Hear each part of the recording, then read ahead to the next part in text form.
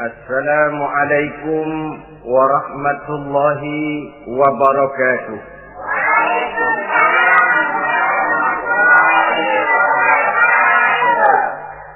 Bismillahirrahmanirrahim. Alhamdulillahi rabbil alamin. Wassalatu wassalamu ala ashrafil anbiya'i wal mursalin, Sayyidina wa maulana Muhammadin wa ala alihi wa ashabihil mujahidin at-tahirin, amma ba'du. Bapak-bapak, ibu-ibu, saudara-saudara kaum muslimin rahimakumullah. Pada pertemuan terdahulu kita telah membicarakan bagaimana memilih jodoh menurut tuntunan agama Islam. Maka pada pertemuan kali ini pembicaraan akan kita tingkatkan kepada bagaimana membina mahligai rumah tangga bahagia dengan menitik beratkan pembicaraan kepada kewajiban bersama baik sebagai suami maupun sebagai istri. Banyak rumah tangga bahagia tercapai apa yang menjadi cita-cita dan tujuan. Tetapi tidak jarang rumah tangga yang tenggelam sebelum sampai ke pantai yang akan dituju. Pada saat-saat perkenalan seseorang dalam usahanya mencari jodoh, dia merasa bahwa pasangannya itulah yang akan memberikan kebahagiaan kepadanya. Hari-hari di mana terjadi pertemuan selalu menjanjikan dan menyanyikan keindahan. Bahkan sehari tak bertemu rasa seminggu, seminggu tidak bertemu rasa sebulan, sebulan tidak ketemu pingsan. Tidak ada tanda-tanda sesuatu itu akan menjemukan. Namun setelah memasuki kehidupan bahtera berumah tangga, baru beberapa bulan saja atau baru beberapa tahun saja, semua impian tadi sirna dan musnah. Bahagia yang disangka, sengsara yang datang menimpa. Keindahan yang diharap, malah kemalangan yang tumbuh. Hal ini disebabkan orang tidak meresapi hikmah daripada kehidupan berumah tangga, tidak menyadari tanggung jawab dan kewajiban yang akan berbuntut tidak timbulnya saling pengertian, dan pada akhirnya tidak akan tumbuh ketenangan di dalam rumah tangga itu.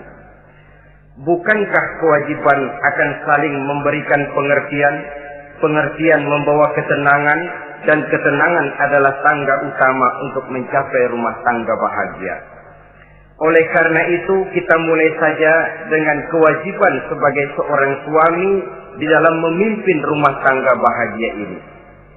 Yang pertama, kewajiban seorang suami ialah mempergauli istrinya dengan baik. Setiap suami, manakala selesai dia mengucapkan ijab dan qabul di hadapan tuan pengulu atau tuan qadhi, maka ia pun mengucapkan sighat ta'liq yang berisi perjanjian dari seorang suami bahwa ia akan mempergauli istrinya dengan baik, muasyarah bil ma'ruf menurut tuntunan syariat agama Islam. Walaupun janji itu pada zahirnya diucapkan di hadapan tuan pengulu, namun pada hakikatnya itu merupakan janji seorang muslim kepada Allah Subhanahu wa taala. Ini tidak lain karena nikah dalam pandangan Islam merupakan sesuatu yang sakral, merupakan sesuatu yang suci dan bagian daripada ibadah kepada Allah Subhanahu wa taala. Dalam surah An-Nisa ayat 19, Allah Subhanahu wa taala memberikan bimbingan. Ya ayyuhalladzina amanu la yahillu lakum an tarithun nisaa karha. Hai orang-orang yang beriman, tidak dibolehkan bagi kamu mengambil perempuan secara paksa. Dengan kata lain, pernikahan harus dilaksanakan atas dasar suka sama suka. Tidak ada pihak yang terpaksa dan tidak ada pula pihak yang dipaksa. Kita hidup tidak lagi di satu zaman seperti zamannya Siti Nurbaya.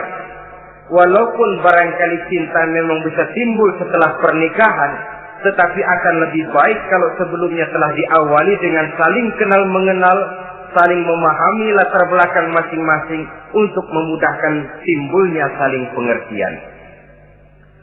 Wala ta'diluhunna litadhhabu bi ba'di ma ataitumuhunna illa an ya'tina bi fahishatin mubayyinah.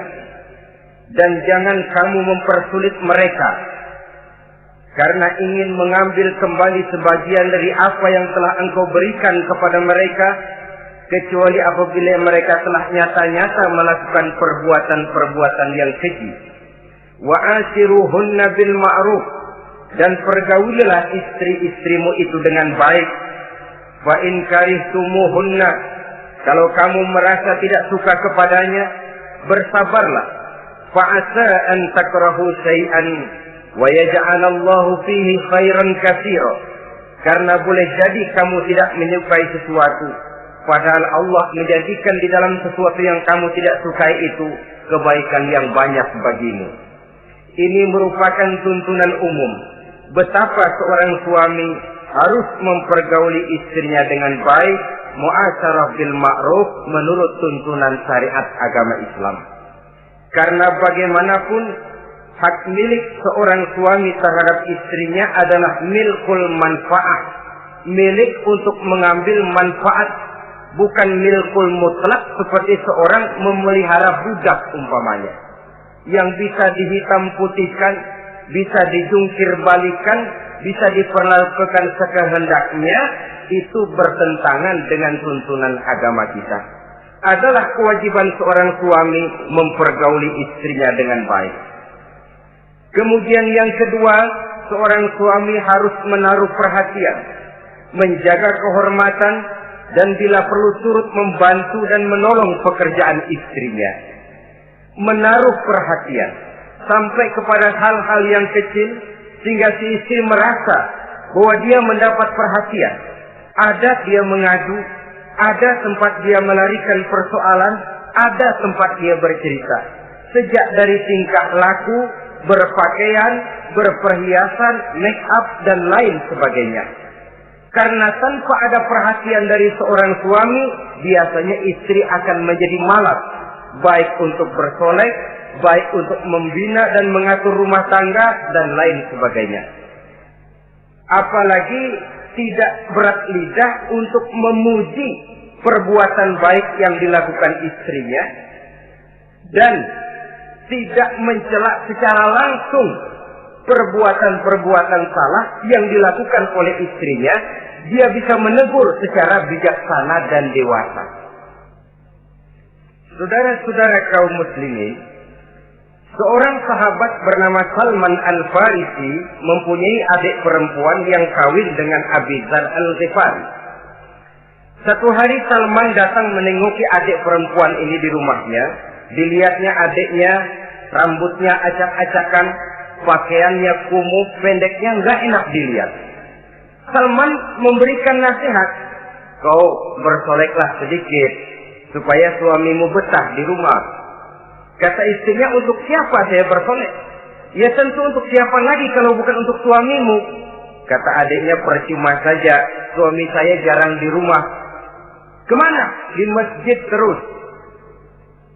Salman mengadukan hal ini kepada baginda Rasul, lalu baginda Rasul mengatakan, inna likulli syai'in haqqun, segala sesuatu ada haknya. Allah ada haknya untuk disembah, istri pun mempunyai hak untuk dipenuhi. Melalaikan salah satu hak berarti melakukan kezaliman. Di sini kita melihat fungsi, karena kurangnya perhatian Abi Dzar Al-Ghifari terhadap istrinya akan mengakibatkan kemalasan si istri untuk mendandani dirinya sendiri. Dengan mendapat perhatian, apalagi tidak berat lidah, maka kegairahan dalam kehidupan berumah tangga rasa-rasanya akan sangat mudah terwujud. Kalau suaminya bersolek, kalau istrinya bersolek, kata suaminya, kau memang pandai milih warna. Walaupun barangkali warnanya norak betul. Tapi kalau pada saat itu seorang suami jujur, kan akan timbul pertengkaran. Kadang-kadang Istri bersolek, suami apa katanya? Lu sih dandan mangga dandan sama. Ini kan sudah tidak menghargai, tidak menaruh perhatian. Udah dah, dandan nggak dandan sama, gue kenyang melihatnya. Saudara hadirin yang saya muliakan, tidak menaruh perhatian. Sehingga si istri merasa tidak diperhatikan. Nah kalau sudah tidak diperhatikan, lihat saja. Jangankan dalam contoh seperti berumah tangga, apa saja. Seorang anak kalau sudah tidak merasa diperhatikan oleh orang tuanya, dia akan sewenang-wenang. Begitu juga seorang pegawai kalau sudah tidak merasa diperhatikan oleh atasannya, semaunya kerja. Pun seorang istri, kalau dia merasa sudah tidak diperhatikan oleh suaminya, akibatnya dia akan dandan semaunya, dia akan ngurus rumah tangga semaunya, dia akan memasak masakan semaunya. Nah kalau sudah semaunya begini, alamat tidak akan ada keharmonisan di dalam kehidupan rumah tangga itu sendiri. Suami yang baik sangat menaruh perhatian kepada istrinya, dari hal yang kecil sampai pun kepada yang sebesar-besarnya. Tapi tidak berarti nyeleneh. Apa itu nyeleneh? Menaruh perhatian bukan selalu mau ingin tahu. Jangan lantas suaminya yang beliin bedak, suaminya yang beliin. Itu nyeleneh namanya. Overacting. Terlalu berlebih-lebihan sampai kepada sesuatu yang tidak pada tempatnya. Di samping menaruh perhatian juga menjaga kehormatan. Dan bila ada waktu, dia turut membantu, menolong pekerjaan daripada istrinya. Bukankah seorang perempuan mau melakukan nikah dengan seorang laki-laki karena dia mendambakan hidup yang bahagia? Terus terang saja kan kadang-kadang istri kita ini lebih banyak borongan. Yang saya maksud borongan artinya ya sebagai istri ya dia, ya nyuci ya dia, ya masak ya dia, ya membersihkan rumah tangga ya dia. Istri borongan. Baiklah kalau barangkali memang kondisi ekonomi kita belum menunjang ke arah sana. Walaupun istri berkewajiban untuk taat kepada suami, tetapi adalah wajar suami pun tenggang rasa dan timbang-timbang. Rasulullah saja kadang-kadang dan tidak jarang menjahit bajunya sendiri, memperbaiki kasutnya sendiri. Artinya pada waktu yang terluang dan memang bisa dilakukan, jangan mengandalkan kepada istri. Dengan demikian istri merasa bahwa resiko membina rumah tangga adalah merupakan resiko bersama. Saudara-saudara, yang ketiga, seorang suami yang baik memperhatikan yaitu tidak mengeluarkan kata-kata yang kasar. Sebab apa? Perempuan adalah makhluk yang paling cepat tersinggung. Perasaannya sangat halus. Dan saya kira perempuan itu lebih sakit ditampar dengan bahasa daripada ditampar dengan tangan. Kalau ditampar dia dengan tangan, urusannya paling nangis 2-3 jam sudah sembuh. Tapi ditampar dia dengan kata-kata, ditampar dia dengan omongan, itu sangat menyakitkan hatinya. Seorang suami yang baik tidak mengeluarkan kata-kata yang menyinggung perasaan, kata-kata yang kasar. Dia pandai menggunakan kata-kata yang baik untuk menghidupkan rumah tangganya. Rasulullah seringkali memanggil Siti Aisyah itu dengan Humaira. Humaira dari kalimat ahmar yang kemerah-merahan. Sebab rupanya kulit Siti Aisyah itu kuning kemerah-merahan seperti tomat mengkel. Sehingga panggilannya Ta'ali ya Humaira, kemarilah wahai yang kemerah-merahan. Alangkah indahnya panggilan ini.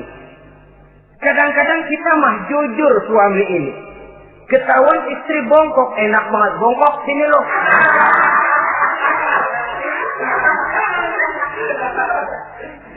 Jujur tapi nyakitin. Saudara-saudara, kadang-kadang inilah ya, bahasa perbuatan sangat besar pengaruhnya dalam menciptakan keharmonisan di rumah tangga. Pacaran mah manggilnya yang, Mau kemana yang? Udah endah aja udah. Begitu berumah tangga masih indah kakanda. Punya anak satu, bapaknya anak-anak. Punya anak dua, bapak lu. Sudah 3 anaknya, bapak hilang eluh manggilnya. Panggilan ini mengalami pergeseran. Nah begitu juga suami. Ketika pacaran bukan main. Ketika baru melakukan akad nikah sedang honeymoon bulan madu, asik betul. Kemana-mana selalu bersama. Kondangan selalu bersama. Resepsi pergi bersama. Jalan bergandengan tangan. Istri sedikit terpeleset. Khawatir bukan main. Hati-hati yang.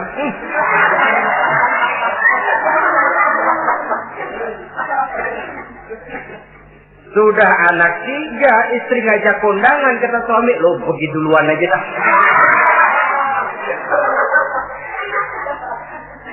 Pulang kondangan, istri laporan, bang saya kepleset. Emang lu mau mampus? Kejam betul. Hilang panggilan yang tadinya begitu mesra. Saudara hadirin yang saya muliakan, ini kata-kata.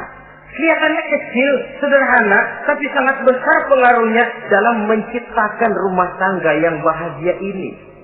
Oleh karena itu, soal isi hati kita, itu urusan gaib yang tahu cuma Allah. Orang lebih dahulu lihat penampilan, dan dari penampilan ini yang dinilai adalah kata-kata kita. Oleh karena itu, seorang suami yang baik, dia tidak mengeluarkan kata-kata yang menyinggung perasaan. Kalaupun dia marah betul, dia tidak mencaci maki secara langsung. Dia bisa menggunakan kata-kata kiasan. Maka agama memberikan tuntunan, kalau seorang suami marah, jangan memukul muka. Dan mukul pun bagian terakhir. Jangan jalan pertama. Kadang-kadang ada juga loh Pak, suami marah sama istri persis korambil gebukin maling. Aduh, gelebuk gak karuan.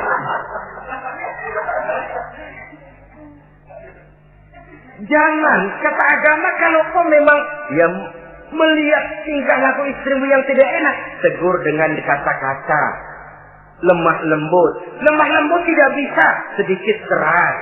Sedikit keras masih nekat, bentak. Bentak pun tidak bisa juga, pisah tempat tidur. Pisah tempat tidur masih tidak bisa juga, pukul.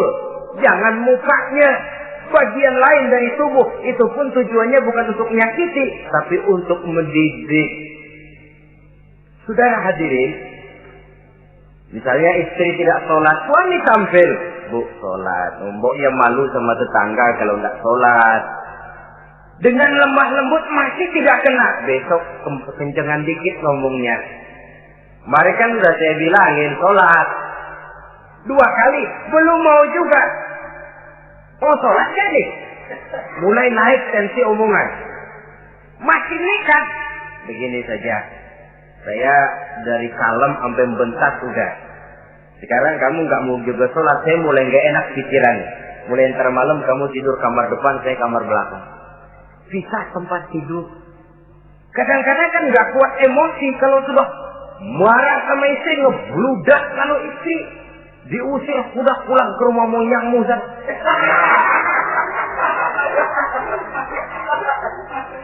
Kata agama jangan, kita tempat tidur saja. Sudah, kamu tidur kamar depan, saya kamar belakang. Pisah tempat tidur. Kenapa? Nanti malam kalau hujan turun, pikiran berubah, berasa perlu, tinggal pindah kamar. Secara psikologis, saudara-saudara. Jadi melalui processing. Oleh sebab itu, kata-kata sangat besar pengaruhnya di dalam membina kehidupan berumah tangga. Seorang suami yang baik tidak mengeluarkan kata-kata yang bisa menyinggung istrinya. Sebaliknya, istri pun demikian. Tidak mengeluarkan kata-kata yang bisa menyinggung perasaan suaminya. Sebab lebih dosa besar kata-kata suami istri yang menyinggung suaminya, walaupun sama dosanya ya, tapi lebih besar ketersinggungan seorang suami ketimbang seorang istri ini. Namun agama memberikan tuntunan suami lebih dahulu yang diajarkan. Jangan mengeluarkan kata-kata yang bisa menyinggung perasaan. Baik itu menyangkut dandanan istri, caranya pakaian, caranya jalan, ataupun masakannya. Masakannya sekalipun tidak kita sukai, ya ndak usah. Misalnya sayur keasinan, begitu dicobain menteleng mata pelatat, melotot keasinan. Ndak usah lantas tolak pinggang, lu masak melotot ya. Ndak usah. Saudara hadirin yang saya muliakan, jadi itu dari segi masakan. Dari segi pakaian, umpamanya istri kita berpakaian tidak sesuai dengan tuntunan agama, cukup kita bisa berkata, pakaianmu sebenarnya bagus, motifnya, potongannya, kainnya, cuma mbok kok kelihatannya kok potongan badanmu kok kelihatan betul dengan terbungkus pakaian seperti itu. Alangkah lebih baiknya, nah dengan demikian istri nggak terlalu tersinggung daripada sudah dandan bagus-bagus. Lalu istri suami ngobrol kata yang gak enak. Bagus lo kayak nangka dikrosorin.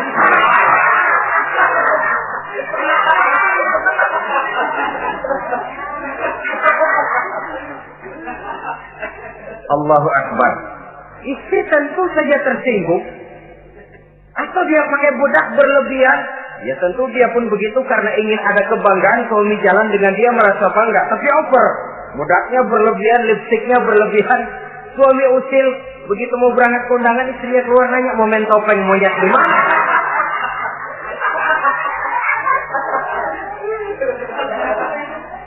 Tentu dia akan tersinggung karenanya. Jadi saudara-saudara, ini yang ketiga. Yang keempat, seorang suami yang baik jangan memberikan pekerjaan di luar batas kemampuan istrinya. Loh, tugas istri itu nyaris 1 kali 24 jam. Seorang suami, bagaimanapun payah dia bekerja, pulang dia bisa istirahat, tidur malam dia bisa tidur dengan nyenyak. Tapi seorang istri, apalagi dia punya anak kecil, bayi misalnya, itu nyaris jam kerjanya 1 kali 24 jam. Sejak bangun tidur sampai tidur lagi, bahkan tidurnya pun selalu diusik oleh anaknya. Anaknya kalem, bapaknya ngusik.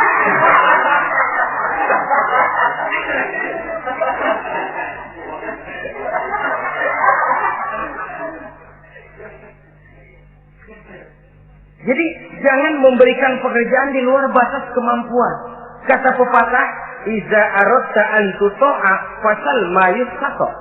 Apabila kamu ingin ditaati, perintahkan apa yang orang mampu mengerjakan. Jadi kalau kita memerintahkan seseorang untuk melaksanakan sesuatu yang dia jelas tidak mampu, itu artinya sama dengan kita tidak ingin ditaati oleh orang itu. Bukan dia tidak mau taat, jenis pekerjaan yang kita berikan di luar batas kemampuannya. Nah kalau sudah begitu, tentu saja lalu ketaatan akan menurun jadinya. Tadi sudah saya katakan, kadang-kadang istri kita ini istri borongan. Dalam arti, ya dia masak, ya dia nyuci, ya dia ngepel, ya dia ngejemur, ya dia ngetriska. Borongan. Terlalu berat tugasnya.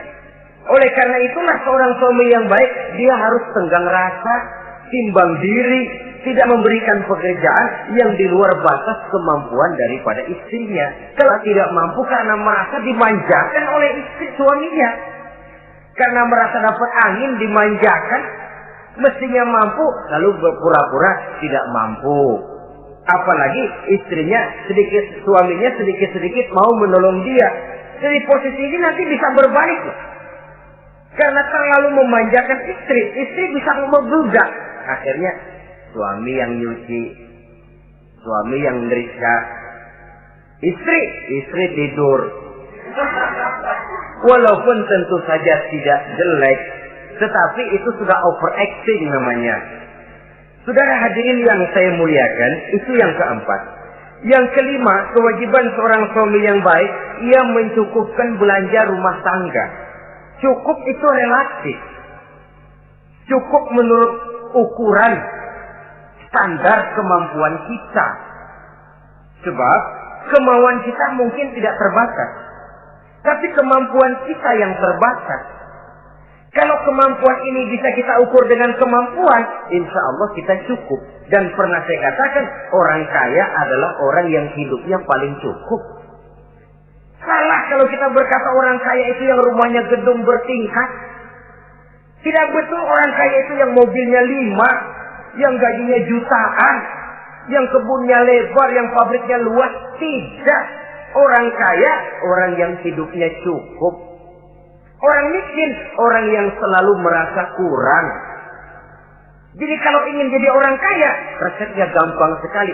Cukup dengan apa yang diberikan Allah, kita sudah kaya. Tapi kalau ingin miskin, maka bukalah mata selebar-lebarnya. Bagaimanapun banyak nikmat Allah diberikan kepada kita, tidak pernah ada rasa cukupnya. Dikala itu akan tertanam sifat kemiskinan dalam diri. Maka ukuran cukup ini yang relatif. Jadi kalau kita memang ekonomi menengah ke bawah, jangan ingin cukup seperti halnya ekonomi menengah ke atas. Nah, saudara-saudara, di samping belanja rumah tangga yang menyangkut makan, minum, pakaian dan sebagainya, bila ada kelebihan rezeki juga perhiasan untuk istri. Karena istri itu zinatul hayatid dunia, perhiasan hidup di dunia. Jangan lalu berat hati, kan suami yang peras keringat banting tulang pergi pagi pulang sore. Mestinya suami dulu dong cukupi pakaiannya. Betul, kelihatannya memang begitu, tapi jangan lupa istri kita bagian daripada hidup kita. Baik dia dilihat orang, baik kita disebut orang. Jelek dia dipandang orang, jelek juga kita disebut orang. Dia adalah bagian daripada kehidupan kita. Orang kan sering bilang tuh, Mpok Ano, kenapa? Gue gerah banget lihatnya. Emang kenapa? Emang kenapa dia? Ke pasar pakai kutang doang.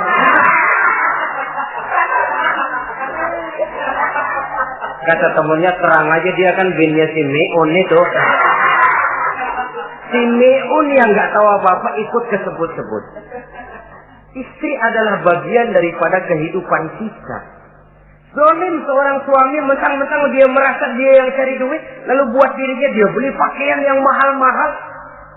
Istrinya cuma nggak karung doang dipakai. Istri adalah bagian daripada hidup kita. Baik dia dilihat orang, baik kita disebut orang. Jelek dia dilihat orang, akan jelek juga kita jadi pembicaraan orang. Ini tidak lain karena dia merupakan perhiasan bagi suami dan bagian daripada kehidupan seorang suami. Adalah satu perbuatan zalim misalnya, kalau seorang suami manakala dia beroleh rezeki parkir di restoran. Kalau tidak ada duit, baru dia pulang ke rumah. Sementara dia enak makan makanan yang serba nikmat dan lezat, restoran yang serba ada, istrinya di rumah cukup kangkung saja sama toge. Adalah satu perbuatan yang zalim dan istri berhak menuntut karena itu memang merupakan haknya. Begitu besar nilai pahala memberikan nafkah ini, sampai-sampai Nabi dalam hadis yang diriwayatkan oleh Imam Muslim dan Ahmad bersabda, dinarun anfaqtahu fi sabilillah wa dinarun anfaqtahu ala rukbatin wa dinarun tasaddaqta ala miskin wa dinarun anfaqtahu ala ahlika a'zamuha ajran allazi anfaqtahu ala ahlika. Uang yang kamu belanjakan di jalan Allah, uang yang kamu belanjakan untuk membebaskan budak, uang yang kamu sedekahkan kepada orang miskin, dan uang yang kamu belanjakan untuk nafkah keluargamu, pahalanya itu lebih besar uang yang kamu belanjakan untuk nafkah keluargamu. Ya Allah. Jadi rupanya nilainya sedemikian besar. Saudara hadirin yang saya muliakan, Ini kewajiban yang keempat. Yang kelima maksud saya. Yang keenam, kewajiban seorang suami, dia berusaha untuk meningkatkan pengetahuan daripada istrinya. Membimbing. Sebab selain daripada berfungsi sebagai seorang suami, dia juga adalah guru daripada istrinya. Kalau dia tidak bisa membimbingnya secara langsung, setidaknya doronglah istrinya untuk ikut menghadiri pengajian, majelis-majelis taklim, bergaul dengan ustazah-ustazah, sehingga terdapatlah peningkatan pengetahuan. Paling kurang pergaulannya bertambah luas, cakrawala pandangannya juga tidak jadi sempit karenanya. Sebaliknya, peluang ini pun harus dimanfaatkan oleh istri dengan sebaik-baiknya, dengan niat yang ikhlas keluar dari rumah untuk mencari ilmu pengetahuan. Yang repot kadang-kadang dari rumah berangkat ngaji, sampai di pengajian suaminya diakur-akurin.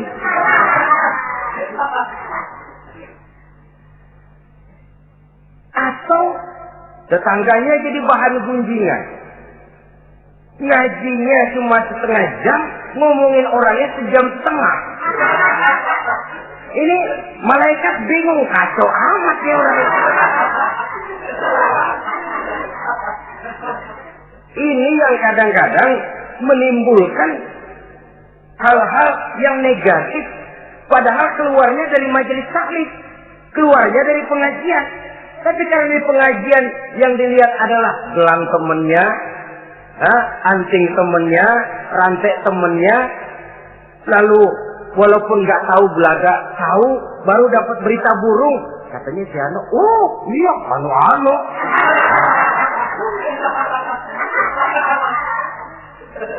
Saudara hadirin yang saya muliakan, akhirnya nanti kan suami jadi pegel. Lu kok disuruh ngaji bukan mikir bener, pulang malah gua digonggong-gonggong minta gelang, bagaimana? Rupanya tidak memanfaatkan peluang yang diberikan itu seperti yang seharusnya. Jadi kalau memang seorang suami tidak bisa membimbing istrinya dalam arti meningkatkan ilmu pengetahuannya, doronglah dia, berikan kesempatan untuk menghadiri pengajian, majelis-majelis taklim yang akan lebih membuka nuansa pergaulan, lebih meluaskan pandangannya, dan ada refreshing. Nah ini penting. Apakah kita suami ini pernah membayangkan bagaimana kalau kita 1 kali 24 jam mesti ada di rumah saja? Tiap hari menghadapi yang itu juga. Apa tidak timbul kejenuhan? Kalau kita begitu, apa istri kita juga tidak begitu? Karena itu sangat bijaksana kalau ada waktu luang, boya ajaklah istri dan anak-anak makan di rumah makan. Kalau ada kelebihan rezeki loh ini ya. Tapi jangan maksa-maksa. Karena terlalu ingin lalu ngutang dulu sama temen. Itu juga nggak betul. Niatnya baik, cuma ngutangnya itu nanti yang jadi nggak betul. Ya, refreshing, relax, santai. Apa itu ke Taman Safari, apa itu ke Bogor. Supaya istri ini merasa ada selingan dalam hidup. Tidak jenuh, tidak monoton. Terus kalau dia jenuh, akhirnya kan wah, ublek-ublek di depan dapur mulu.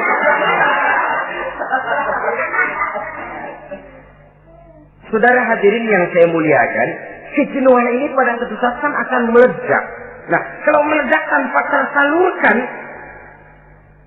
dia akhirnya akan mencari saluran sendiri. Iya kalau positif, kalau negatif, inna lillahi wa inna ilaihi raji'un jadinya. Oleh karena itu, seorang suami yang baik berkewajiban meningkatkan pengetahuan istrinya. Sebab boleh jadi istri tidak melaksanakan kewajiban karena tidak tahunya. Dan kalau istri nggak tahu, jangan digoblok-gobloki. Mestinya dibimbing, diberikan kesempatan ngaji. Kamu sih disuruh gini aja kok nggak bisa, emang goblok aku nih. Memang bukan dibimbing malah digoblok-gobloki. Lalu istri kan apa ya? Bahasa Prancisnya nelongso. Apa nelongso? Narik diri. Apa katanya? Gue tahu lu goblok, lu gak kawin sama gue. Nah.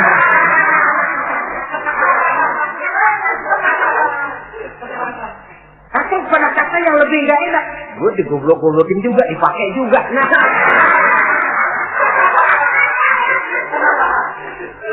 Kan lebih gak enak lagi tuh.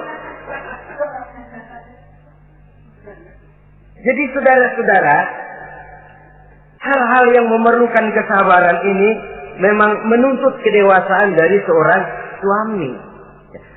Dia kalau baru 1-2 bulan berumah tangga, segalanya masih menjanjikan dan menyanyikan keindahan. Tapi makin hari kita bergaul di rumah tangga, kita makin tahu karakter, mental, watak daripada istri. Kekurangannya mulai kelihatan, keburukan wataknya mulai nampak.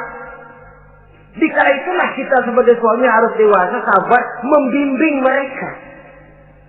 Kalau waktu 2-3 bulan pertama di rumah tangga namanya honeymoon, segalanya indah. Mana ada kekurangan? Masa keasinan, lezat. Nasi kekerasan, asyik. Segalanya nggak pernah salah, selalu betul. Suami istri masak keasinan, lihat si suami melotot makan, nanya, "Bang, sayur keasinan?" Enggak. Soal keasinan bagus. Keasinan masih bagus. Kenapa? Udah endah aja. Tapi mampukah ini bertahan? Ini yang jadi masalah, mempertahankan suasana kebaruan itu. Saudara hadirin yang saya muliakan, yang ketujuh, kewajiban suami ini, suami yang baik memberi kesempatan kepada istri untuk nengok, bersilaturahmi dengan orang tuanya, kerabatnya, atau tetangganya. Walaupun nanti ya, istri tidak boleh menggunakan ini secara salah. Karena apa? Karena orang tua dan mertua itu cuma istilah. Hakikatnya ya sama, ya mertua ya orang tua. Ya apalagi orang tua. Itu cuma satu istilah. Perbedaan istilah tidak harus menyebabkan kita berbeda sikap. Jangan kalau mertua yang datang, suami curiga. Kalau istri didorong-dorong. Begitu tuh, datang. Babelu katanya. Lalu belum apa-apa sudah bersangka biasa babelu. Biasa katanya. Nah, biasa ini sudah gak enak tuh. Biasa datang bawa jeruk pulang minjem duit. Allahu Akbar. Ini kan sudah menanamkan rasa gak enak. Malah akan lebih baik kalau mertua yang datang, suami menyambut lebih dahulu. Sehingga akan nampak kecintaannya. Tidak lagi membedakan antara mertua dengan orang tua karena cuma sekedar istilah. Memberikan kesempatan. Dan seorang istri pun, walaupun akan ke rumah orang tuanya sendiri, izin suami itu wajib. Jangan merasa, saya kan mau ke rumah orang tua sendiri, kepada orang tua kan ibadah, wajib, betul. Tapi setelah punya suami, ranking pertama suami. Bukankah saudara pernah dengar satu riwayat, seorang sahabat akan pergi jihad di jalan Allah, perang membela agama. Ketika akan berangkat, dia pesan sama istrinya, aku mau perang, membela agama. Aku pesan, kalau aku belum pulang ke rumah, kau jangan keluar rumah. Baik bang, berangkatlah si suami dengan iringan doa istrinya. Nah, ini istri yang baik ya. Suami pergi kantor, istri doa. Di situ letak kerjasama. Suami buka warung, istri sembahyang duha. Di situ letak kerjasama. Ya Allah, kata istri dalam doanya itu, mudahkan rezeki suami saya. Kalau memang rezekinya masih di langit, turunin ya Allah. Kalau masih terpendam di perut bumi, keluarkan ya Allah. Kalau masih jauh, dekatkan ya Allah. Ikhlas melepas suami dengan iringan doa. Suami pun berusaha, lulapan terasa jalannya. Tapi kalau dari berangkat keluar rumah sudah dilepas oleh bemo. Tahu bemo? Moyo. Itu suami berangkat juga hatinya sudah kusut. Sudah tidak dilepas dengan doa. Lalu istri juga barangkali suaminya berangkat ngedumel. Ya, jangan dikasih rezeki dah Tuhan, tadi dikasih rezeki gak kawin lagi. Nah.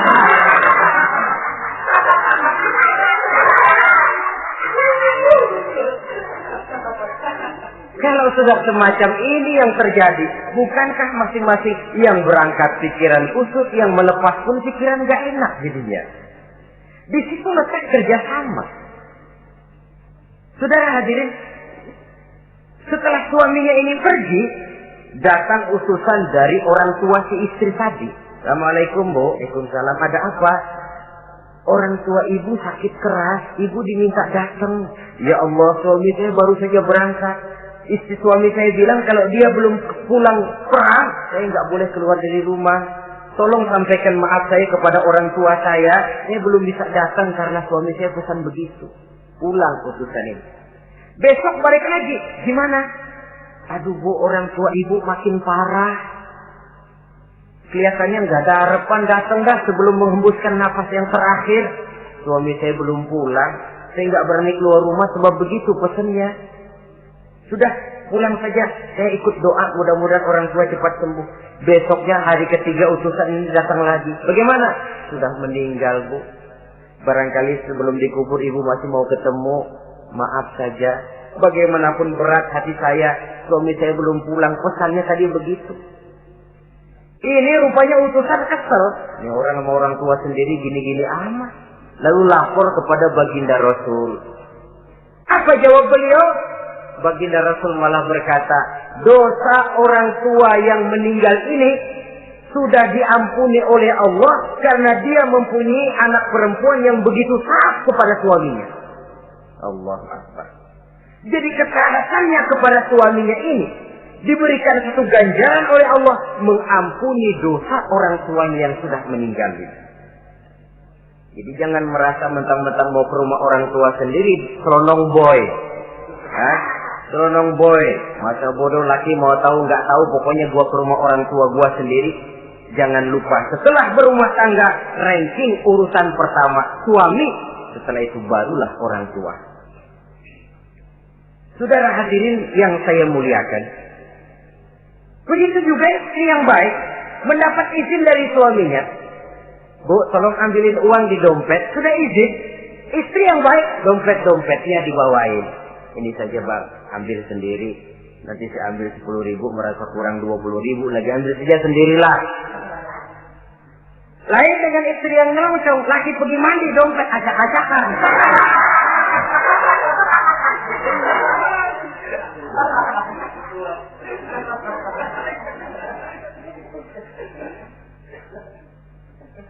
Saudara hadirin yang saya muliakan, baik silaturahmi itu kepada orang tua atau kerabat, famili, andai tolan, keluarga lain, ataupun tetangga.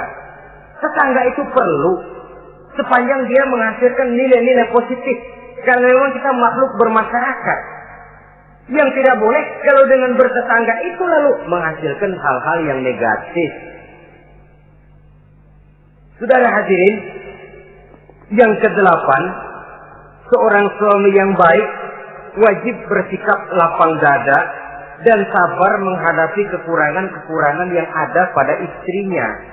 Lapang dada dan sabar. Sebab memang membangun manusia itu lebih sulit dari membangun jembatan. Kalau memperbaiki jembatan mungkin seminggu 2 minggu selesai. Tapi memperbaiki watak seseorang memerlukan waktu lama. Prosesnya diperlukan kesabaran, sikap lapang dada dan sebagainya. Seorang suami harus bersikap lapang dada dan sabar menghadapi kekurangan-kekurangan yang ada pada istrinya. Dan kekurangan-kekurangan itu tidak harus dia ceritakan kepada yang lain. Kan ada toh kadang-kadang suami kalau ngobrol sama temennya, kekurangan istrinya jadi topik diskusi. Ini gue payah banget dah. Lu nggak ada yang nanya, istrinya dipayahin di mana-mana. Kayaknya nggak malu. Mengorek aib sendiri kan menepuk air di dulang, toh itu artinya. Kalau aib istri kita ceritakan di mana-mana, bukankah artinya kita juga menceritakan aib kita sendiri? Karena istri bagian daripada kehidupan kita. Sebagaimanapun seorang istri tidak wajar menceritakan aib dan kekurangan suaminya di mana-mana. Malah dia harus menutupi. Malah kelemahan-kelemahan dan kekurangan suaminya harus dia jaga. Dia tetap bangga. Di mata saya suami saya adalah Arjuna yang tidak punya kekurangan apa-apa. Kalaupun orang bawakan berita, tidak betul itu. Walaupun hatinya panas, tapi dia masih bisa menunjukkan wajah yang sejuk, senyum dalam hati yang panas. Sebab saudara-saudara, apabila kita tidak punya filter, ini kadang-kadang kita mau tenang, kita bisa dibakar oleh yang lain. Tapi kalau ada filter, kita bisa menyaring, boya masa iya. Sehingga dengan demikian, sikap lapang dada dan kesabaran ini, walaupun diutamakan adalah merupakan kewajiban suami, juga sekaligus merupakan imbangan daripada si istri. Nah, kemudian yang ke-9, seorang suami wajib berpenampilan bersih dan rapi di hadapan istrinya. Ia tanpa anggun. Anggun ini lalu menimbulkan wibawa. Nah, dari wibawa lahir rasa hormat. Tapi kalau suami di depan istrinya kelihatan butut, rebek, jelek, belek,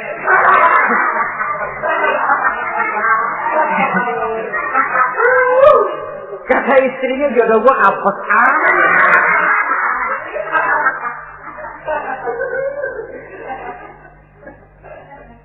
tidak akan timbul kewibawaan. Nah, kalau sudah tidak timbul wibawa, dia bagaimana si istri itu akan merasa dia wajib taat kepada suami. Saudara hadirin yang saya muliakan, jadi ternyata penampilan bukan cuma kewajiban istri, seorang suami juga harus mengimbangi itu. Sehingga dengan demikian keterasian dalam kehidupan di rumah tangga itu akan terasa jadinya.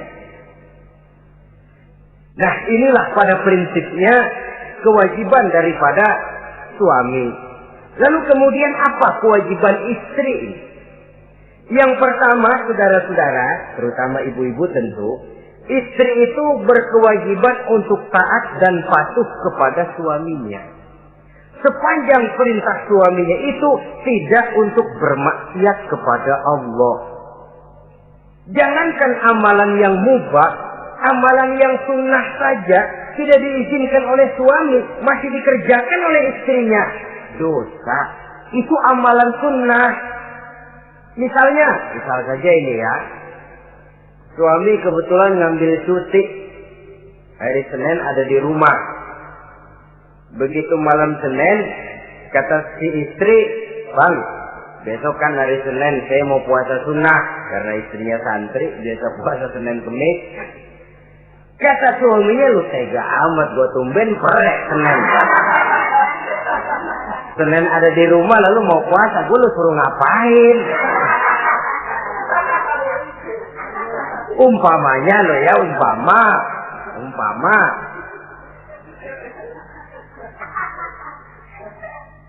Lalu tanpa izin si suami, istri puasa juga, puasa sunnah. Bukan saja tidak mendapat pahala, malah dosa hukumnya. Ini amalan sunnah. Apalagi tibang pergi arisan. Apalagi tibang pergi tetangga. Amalan sunnah tidak mendapat izin daripada si suami, dosa untuk dikerjakan. Dengan pertimbangan tadi, ya tumben cuti hari Senin, istri dadakan puasa, lah suami nganggur total.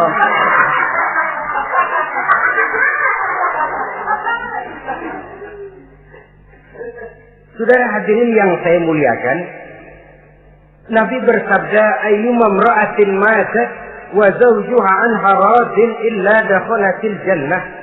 Apabila seorang istri, seorang perempuan meninggal dunia, suaminya ridho kepadanya, maka perempuan itu pasti masuk surga. Ini artinya kalau seorang perempuan meninggal dunia, ya dia tukang ngaji, ya puasa Senin Kemisnya rajin, ya sujudnya hebat, tapi dia meninggal suaminya enggak ridho, pintu surga belum dibukain sampai suaminya ridho kepadanya. Ini begitu besar kewajiban untuk taat. Nah, di sini suami wajib ngimbangi.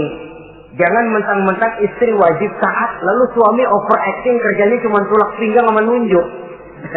Lo, kalau gue bilang nyungsep. Ya enggak. Contoh dari baginda Nabi tadi sendiri kok, beliau itu menjahit bajunya, memperbaiki kasusnya. Yang bisa, ya kerjakan, nggak usah ngandeli. Saudara hadirin, yang kedua, Seorang istri berkewajiban untuk memperlihatkan budi pekerti yang baik kepada suaminya. Lah, budi pekerti itu yang baik yang bagaimana? Yang diisyaratkan oleh Nabi. Apa kata beliau?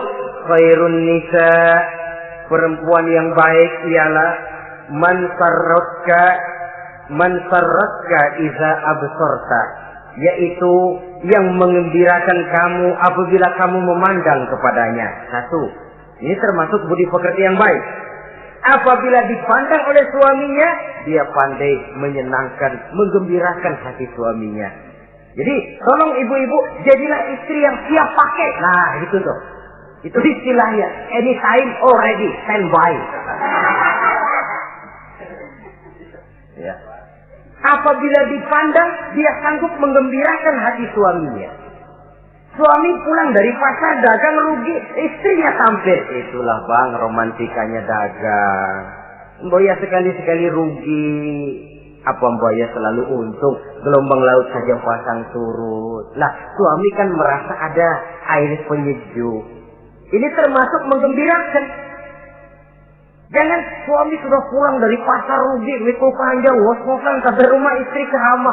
Lasar lu laki goblok. Dagang pakai rugi. Ini kan suami sudah di pasar rugi, sampai rumah digoblok-goblokin. Nah itu nanti ya efeknya suami itu kalau sudah istri nggak menyenangkan hatinya di rumah, si suami itu kena penyakit yang istilah sekarang ini penyakit broken home. Nah penyakit nggak betah di rumah. Mestinya dia kumpul di rumah, landadakan di pos ansik ya kongkok. Sampai subuh lagi, sampai subuh. Sampai subuh. Saudara hadirin yang saya muliakan. Pandai menggembirakan, menjadi penghibur. Usaha suami gagal, dagangnya rugi. Gairahnya bekerja menurun. Di saat itu istri tampil jadi pengimbang yang baik. Sehingga dengan demikian istri suami lalu merasa ada sedikit air penyejuk. Apabila dipandang, dia pandai menyenangkan hati suaminya. Bagus kalau seorang istri pada saat ada suaminya di rumah dia berdandan. Dan suaminya tidak di rumah dia apa adanya. Dan keliru besar. Sebab dandannya seorang istri dengan niat untuk menyenangkan hati suaminya merupakan ibadah. Saudara hadirin, ciri yang kedua dari budi pekerti yang baik seorang istri itu apa? Wa tuti'aka iza amarta. Kalau diperintah, dia taat kepadamu. Diperintah, dia taat sepanjang perintah itu tidak untuk bermaksiat kepada Allah. Yang ketiga lagi cirinya watahfazu ghibataka fi nafsiha wa malika. Dia dapat menjaga diri baik pada waktu kamu tidak ada, baik menjaga dirinya sendiri ataupun menjaga hartamu. Tidak menggunakan kesempitan di dalam kesempitan. Ini ciri dari budi pekerti. Yang ketiga, sekarang kewajiban seorang istri dapat mengatur rumah tangga dengan baik dan rapi. Mengatur rumah tangga itu kan tidak perlu biaya yang mahal-mahal. Asal ditempatkan pada tempat yang serasi, komposisi warna yang cocok, tidak perlu perhiasan yang mewah-mewah. Orang lalu terkesan, rumahnya ini sejuk ya. Kenapa? Tata ruangannya kok enak dilihat, apik. Enggak karena mentang-mentang semua kepengen dilihat orang, semua ditaruh di ruang tamu. Sampai tempayan piring naik ke ruang tamu semua. Walaupun mahal, tapi kalau tidak pada tempatnya kan orang lalu, ini kok terlalu amat ya. Dapat menata. Dan menata ini tentu karena pergaulan.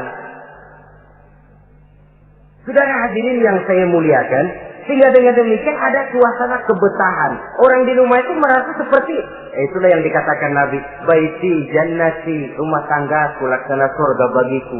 Laksana kebun, tempat di mana kita melepaskan lelah, tempat di mana kita menemukan ketenangan, tempat di mana kita menemukan refreshing dari segala kejenuhan dan kelelahan akibat tugas-tugas yang kita hadapi, baik di kantor, di tengah masyarakat, di pasar, dan lain sebagainya.